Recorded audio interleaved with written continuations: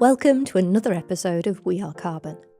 I'm Helen Fisher and I'm joined by Jackson Buzingo, an advocate for regenerative agriculture in Tanzania. So our lives are busy and we get used to hurrying around a shop, grabbing food off a shelf. So there's no wonder that for the most part, people have little concern for the process of growing that food or worrying if it's going to always be available. But for many people around the world, this simply isn't the case. In climates that are less stable, food shortages can't be ignored. And in these regions, people's livelihoods are often dependent upon the output of the land too. Climate change holds such different meaning for all of us. Some debate if it's a myth, whereas for people like Jackson in East Africa, extreme responses from the land, such as drought, floods and failed crops, which have become rapidly worse in recent years, means there's a very real issue right now. I'm delighted that I was able to connect with Jackson. His story inspires us to learn from those who are already having to find their way through these challenges.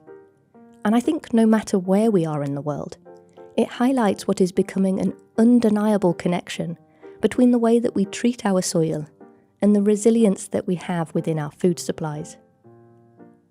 It's enormously heartening too, to hear the motivation that Jackson has to make change for his community. It starts with poverty, but you'll hear the absolute joy in his voice as he explains how re-educating farmers on the approaches that they take to the land is building an abundant future for those around him. I hope you'll enjoy listening, and if you'd like to follow along with everything from We Are Carbon, be sure to look us up on Instagram at wearecarbon.earth. Right, let's get stuck in. Hello Jackson, thank you ever so much for joining me today. Really appreciate you coming to share your story, a very exciting story regarding regenerative agriculture in your own local community in Tanzania. So before we talk about the work that you're doing at the moment, could you give us a little bit of background about yourself and your community? Yeah, my name is Jackson Buzingo.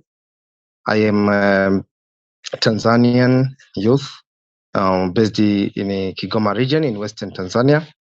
And I was born in 1980s and in a small district called the Kasulu district with the two smallholder farmers. These are my parents. So in my early years of childhood, I got to engage with the farming practices that my family and my parents were working with.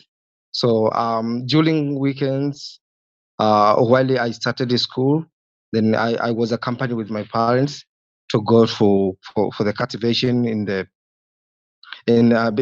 cultivation season. And when we reached the time for harvest, we went also together. But there was a tremendous change year to year because in my early years, my family didn't have also enough income to sustain for the family. So they didn't use the chemical fertilizers because they had no money to buy chemical fertilizers.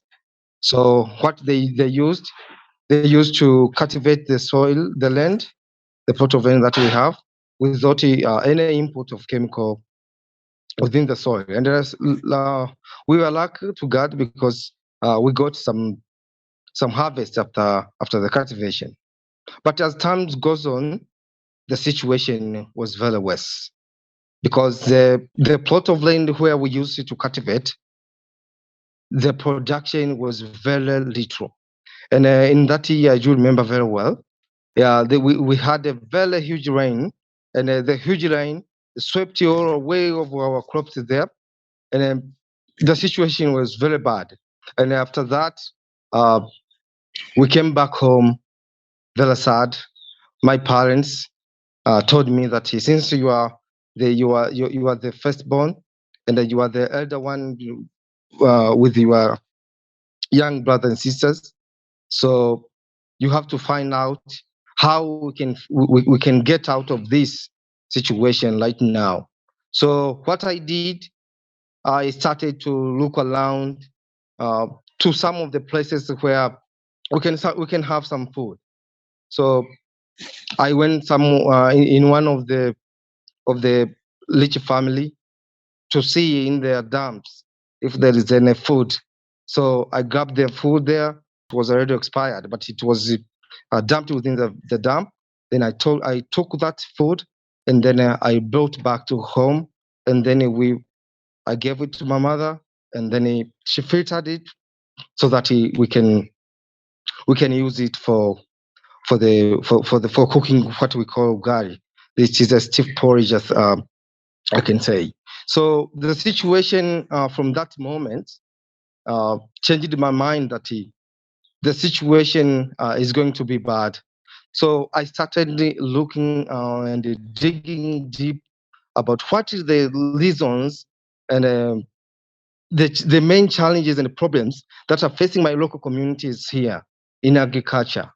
I found that the soil infertility is a great problem and a great challenge that my community is facing. Because when I tracing back in earlier years, the local communities didn't use chemical fertilizers. But right now, there is the overuse of chemical fertilizers. But in the real situation, even right now, after those more than 10 years ago, the situation is more worse than that period, because the soil has been depleted, and it has nothing to give. It has exhausted at all. So that is why I now started to think how I can assist my community very well.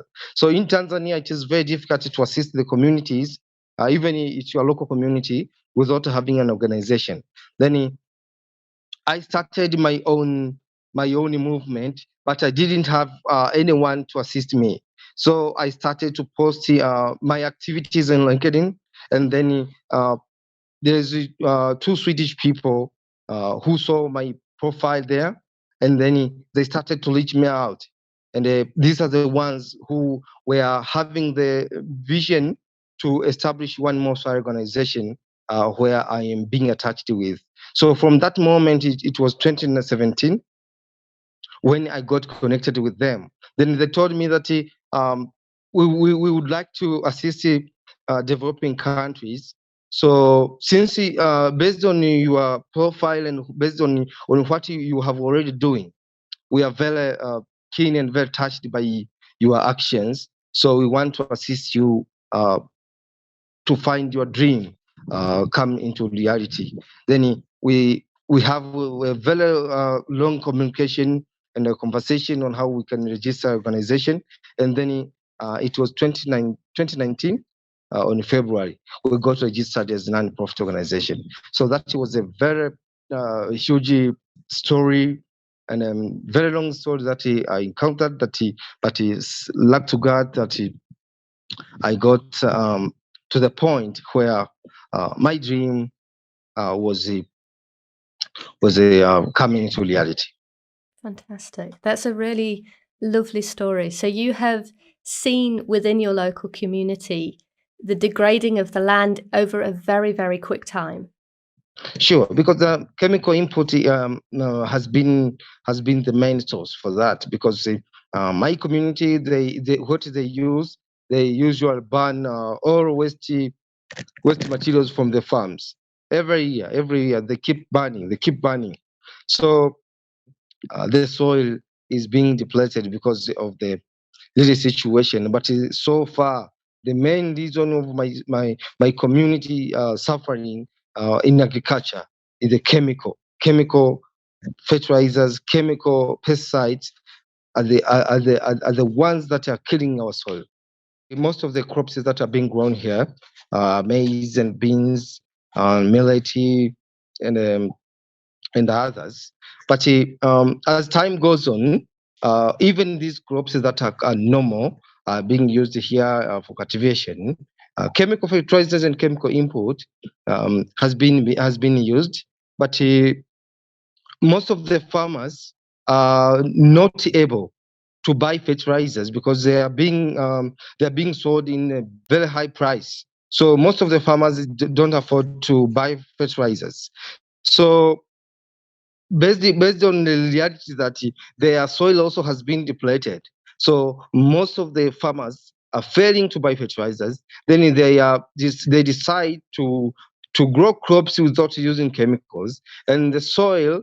Since the soil has nothing to give, then their crops and the energy, that is a wasted energy because they cultivate the soil, they grow crops, but and in the harvest they get nothing. So the chemical fertilizers is making them to suffer even in more extreme poverty. Yeah, and this is a community where a huge percentage of the people are dependent upon the land for their incomes. Absolutely, more than 80%. More than 80%, yeah. So this is Yeah. very, very impactful. And for yourself, it was a situation that you just couldn't ignore because of how important and significant this was. So in terms of the tie to the land, this wasn't just about food production. This is about poverty in general and the declining situation regarding that. Yeah, in Tanzania, particularly even in my community, I was also making a follow-up on the climate crisis that are happening all over the world. I just see reflected in my community. We don't have companies. We don't have very high tech in farming and other fields. But the reality here in my community is poverty, and the poverty is well associated with the chemical fertilizers and the climate change. So climate change as a main crisis due to the use of chemical fertilizers has led to the climate crisis here in my community. So even in my community, I don't tell the farmers, I don't tell the people about the green gas emissions, because if I can tell them, they don't know about that. But what I can tell them, and in order them to understand me very well, I told them about the impacts of the chemical fertilizers to their health, as well to their soil, to the soil, as well as for the planet ecosystem balance. Yeah, so you noticed the ecosystem was all tied in together with this whole, the way that you're farming the land, the inputs that are being put in there. And I suppose that must also extend out into areas where trees are being cut, and it's just overall, it's depleting the land as opposed to supporting it.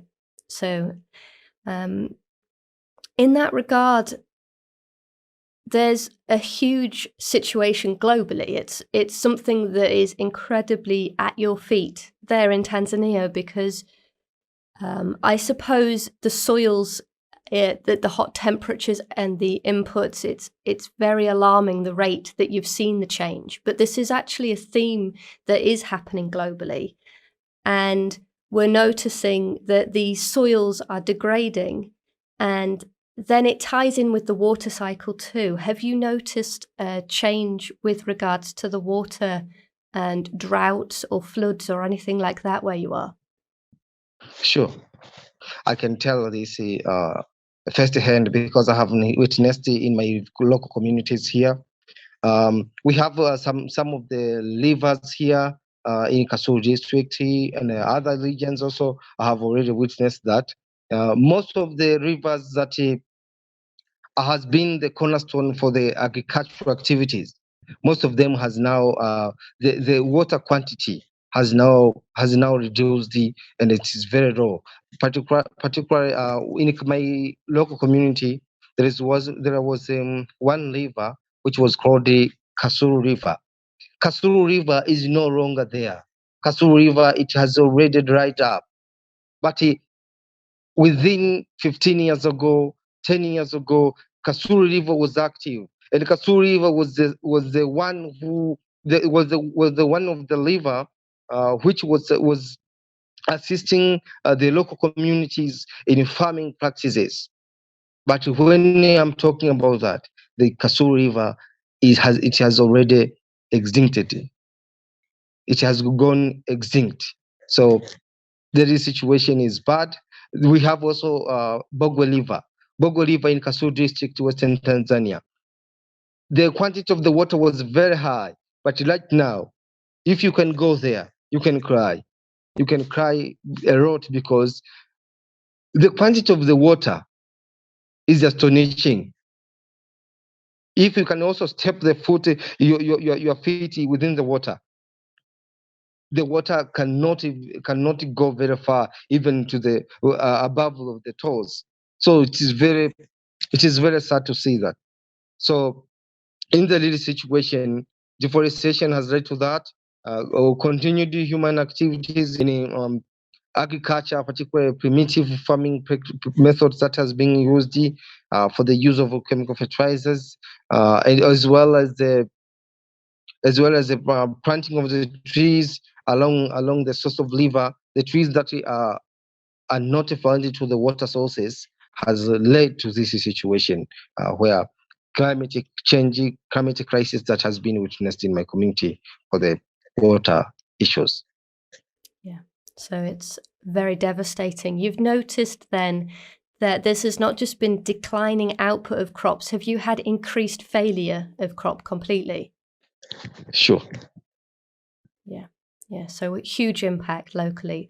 Unfortunately, your local community have somebody like yourself, because what you have done over the past couple of years is very inspiring. You've taken a problem, you've witnessed it with your own experience, your own eyes, and you've decided something must be done. So you've mentioned to us already the organisation and the need to work with an organisation in order to make an impact for your local community. So you've started this back in 2017, got involved with One More Salary, and I think that that's something we'll maybe talk about a little later, because I find that a very interesting part of what you're doing. But in terms of you becoming aware something needs to change, we need to change our approach to the land, you have since gone off and done some training, haven't you? What opportunities did you find that were available to teach you about alternative methods to farming? Yeah, I have found a very great opportunities after formation of the One More Salary. I got very high support from my Swedish colleagues who are based in Stockholm, Sweden. We made a lot of conversation in order to push my activities to the stage whereby my local communities can be assisted. And then back in 2019, on November, we got a support from Tabea Beck from Germany. This is the program director of the International Aid Services, who was very willing also after seeing my activities also working with One More Salary. Then she said that International Aid Services will offer you a small project to do in order to assist your community practice farming that are eco-friendly without the primitive farming practice that they were doing. So this is what I did, and the opportunities came from opportunities one after one, because 2020, I was also very interested with one of the issues that were undertaken in climate change. So I attended the course in a Climate Interactive. Then after attending the course, they gave me the certificate for attending. Then they told me, Jackson, can you do that? And I said that I can do that because while I am training farmers about practicing regenerative agriculture, they also do a great job in carbon sequestration within the soil. So I am also assisting the whole agenda of the world in fighting climate change. Then they say that you will have to be our ambassador. Then they selected me to be the ambassador. From that moment, other organizations also that are dealing with the food and agriculture, they saw that you are doing a great job. Then I got connected with them. That's why I can also be featured with other websites. That Jackson, you are doing our common mission to save our planet. So you have to be on board also with us.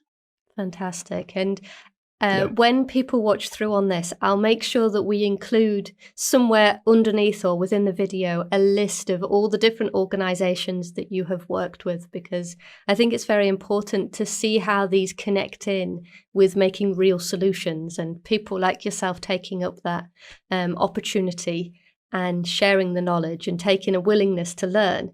So you found that there is a vast amount of information regarding regenerative agriculture that takes an entirely different approach to the soil. What are the main principles, or some of them, as examples that differ in terms of the practice that you're doing? Okay, for example, in my community, they practice monoculture, and the monoculture is very destructive method of our soil. But in regenerative agriculture, I train them about intercropping and the cover crops in order to assist it and protect the soil. In a primitive method that my community uses, once they make a harvest, after the harvest they collect all waste products from the crop, the product that they have wasted there. They burn them. But in regenerative farming practices, what I do, I tell them about ensuring that they supply all waste within the farm in order to assist the soil create moisture. Not anything from the soil should be left within the soil to cover the soil, so that the works of the microbes within the soil can be in a very interactive way, because within the soil, the nature interacts by itself, and it can work for us if we can invest in and know the value of underneath activity that is taking on there. So there is a difference here that I do after cropping, after making training to the farmers. We practice with them, and I show them how it is very important to prune, particularly for the trees or for all crops that are not needed within the farm. Yeah, this is what I do. Yeah, so you're adding a lot of matter back into the soil, and you're valuing the soil itself as though it's alive. Fantastic. So there's nothing overly high tech about the operations that you're doing. It's all very much a willingness to learn knowledge and share knowledge. Have you found that the farmers within your local community who are used to doing things a different way, have they been eager to take up the lessons that you've got to teach them?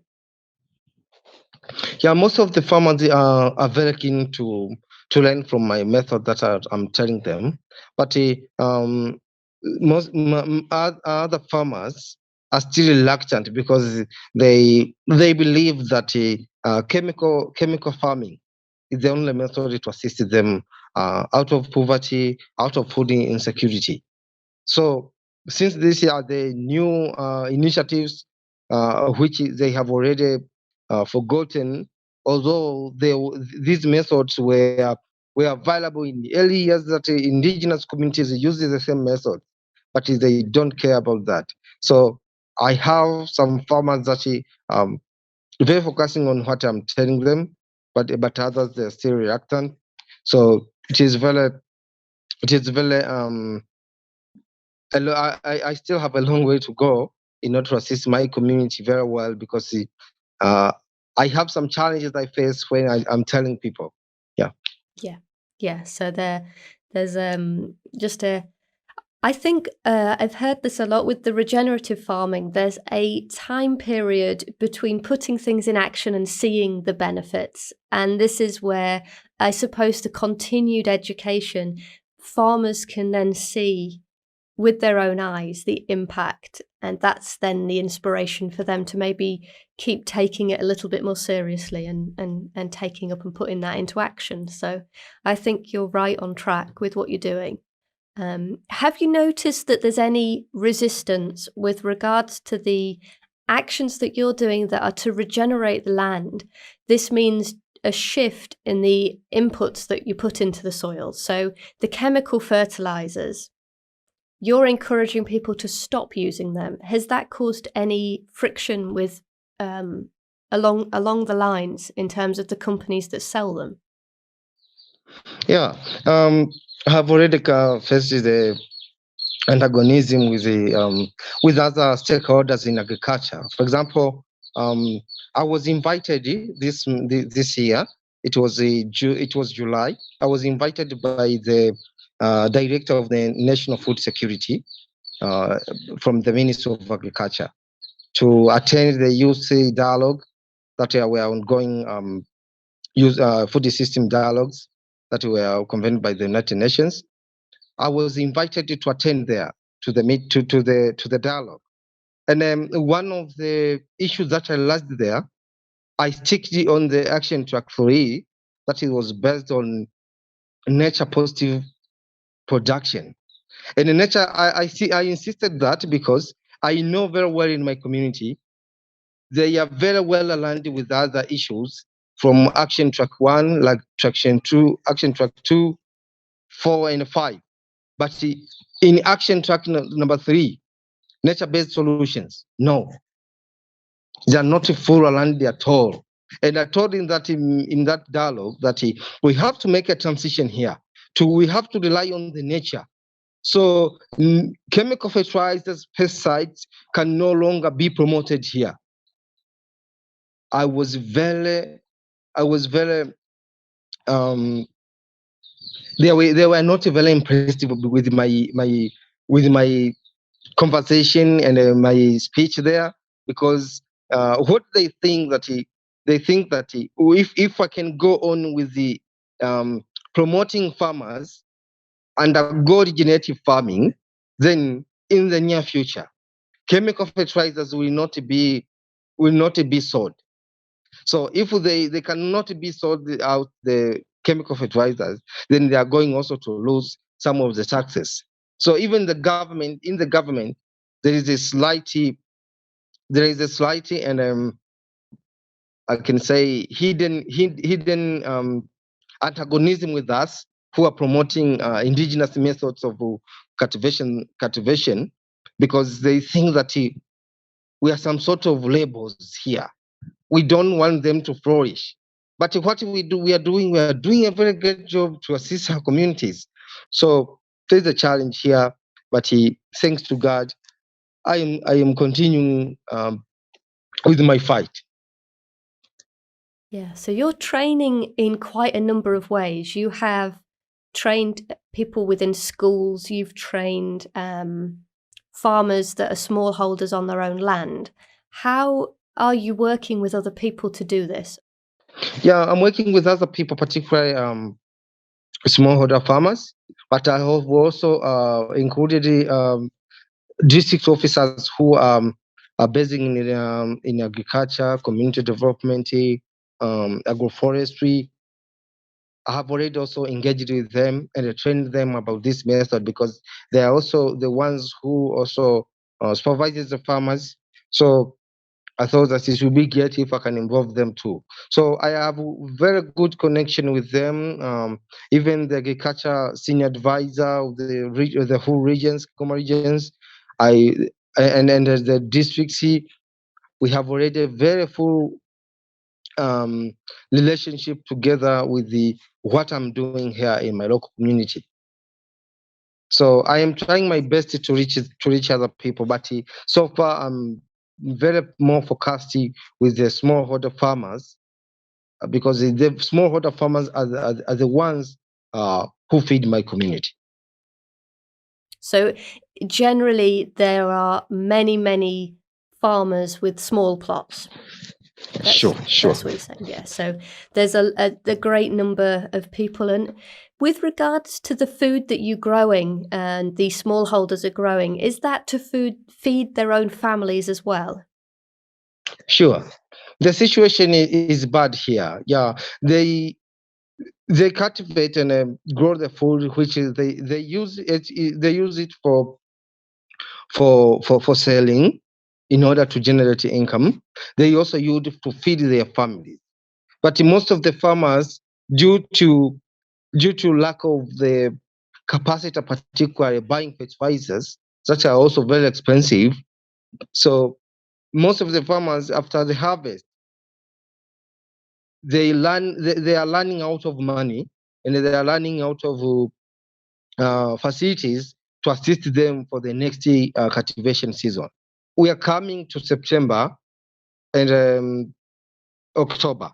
So once we are coming there, the farmers, the money that has been generated from their products has already finished, and then they are coming to the new cultivation season. They don't have money to buy fertilizers, and they also facing a huge uh, food insecurity, although they are the ones who produces that food, because they used to sell and they have very minimal food left to feed their families. So most of them, they will start now working for other people in other casual works in order to feed their families until next year, when they make they make also the harvest again. But if the soil, if they will plant without using chemicals, then the situation will be even worse. Yeah. So they need this education in between to rebuild the soil and make it more productive again. Sure. And that is what I do. And that is what I want to see very well in my community. That my community can bridge back the future with the soil health.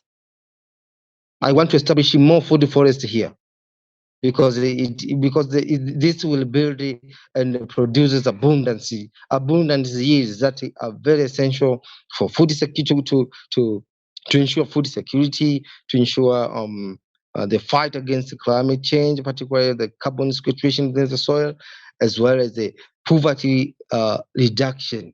Because in my community, I have to do both. Yeah, it's all incredibly tied together. You've just mentioned food forests and you mentioned intercropping earlier. Are you introducing a greater variety of crops locally? Yeah, so I am planning to establish more food forests, because it's also amazing. It's a game changer.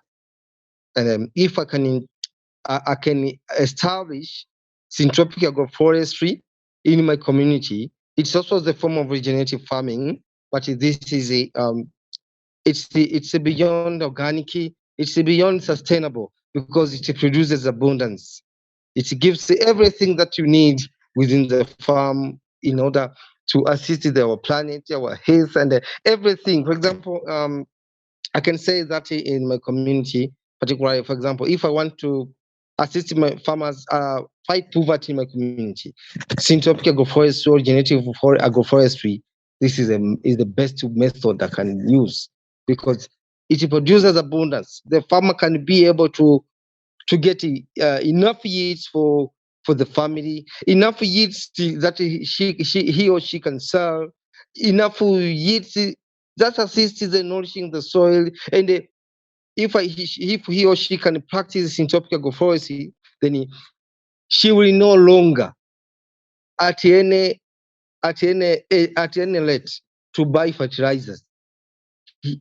Because the fertilizer will not be needed out there, because the soil will be healthy, and everything that you put within the soil, it will grow. Because what you have to do is to invest within the nature. So you have to build and create the situation and the condition for the nature to thrive. Then after you have already after doing that, then the nature will work for you. So you have to work for nature, and then nature will work for you, because the nature is very intelligent. Yes, it sounds very, very beautiful and exciting. Have you got anybody, do you foresee in the future many of the bare fields that are owned by the smallholders, do you see any of those being transformed into these kind of food forests? Yeah, there are so many areas that smallholder farmers have that are bare, that has a bare soil. And because they don't have these skills, so you can find that the bare soil and the bare land that they have, they are not growing any food. They are not growing any crops there. So what I am planning to do, based on the reality that if I can get funding for conducting these projects, because this project needs some funding because they're huge, because I have to buy trees, I have to establish seed beds, I have to buy some seeds in order to demonstrate and also to assist the farmers also to supply those seeds to the farmers, because most of them are suffering with poverty. So in order to assist them, I have to establish some sort of that, so that I can be able to show them firsthand that this is what I mean. When I want to establish food forestry, I mean like this. When you see, when they see also within the bare soil that has been transformed to be food forestry. Yeah. It's all incredibly inspiring, very inspiring, and I'm absolutely certain that the more that you engage people with this and are able, in particular, to demonstrate a result, then it's going to keep spreading and keep having a great uptake. So it's very exciting. We mentioned earlier One More Salary, and these are actually an organisation that you've been part of the very beginning of. Is that right? That they got in touch with you because you were showing a interest, you were showing an engagement and fantastic activities locally, and they got in touch with you and said, would you be interested in being involved? So this kind of organisation, they're not government that's supporting you. They're not a mandatory support system, but this is why you're going from step to step, because you're finding that there are organizations that are prepared to provide the training and also the opportunities that you need to get the information. So how do they work? Is it as simple as technology? You've said at the beginning you connected on LinkedIn and were able to get in touch with people in Sweden that saw what you was up to. Do you find that an awful lot of what you're doing in terms of the networking is very simply that kind of technology like LinkedIn? One More Salary is a main organization that I'm working with, and I'm working with One More Salary on a volunteer basis. I don't have a monthly salary for the organization. I am very impressed and I'm so interested in leading organization, because this is what I want to do in my community. And other organizations that I'm working with, they are very well aligned with our mission. For example, I have a good connection with the global network, but I don't have any activities that I do in the global scale. What I do in my local community. So this is what I think for those also organizations that I'm working with are interconnected, because when I'm talking about food production should be healthy. I was invited to be a guest speaker at one of the organizations, which is called the Tanzania Girl Guide Scouts. This is a sister organization of the World Association of Girls Guide and the Scouts. WAGIS, it's called. Yeah, I was invited there to speak about girl-powered nutrition. So they are promoting about nutrition, and in my speech there, I told them that you have to produce a good nutrition that is much healthier. You have to rely on the nature producing that food. So you cannot escape food production that is well aligned with the regenerative farming and the regenerative agroforestry that can produce this abundance nutrition that is very essential for everything, for the nature, for the soil, for the people, and for our planet. So these organizations that I'm working with are interconnected. and much well aligned. And most of them of this organization, I was being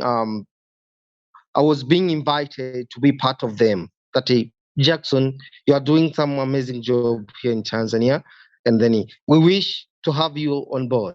Then I say no problem. We can work together because I'm also happy to see the challenges that I'm solving here in my community are very well aligned and can impact the whole world and our global challenge.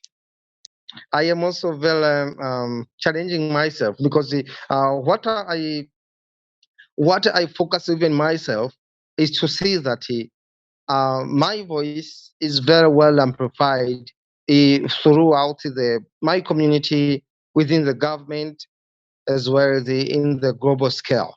Then this is why this was the first time when I got an invitation, with a formal letter from the Ministry of Agriculture, inviting me to attend the youth dialogue.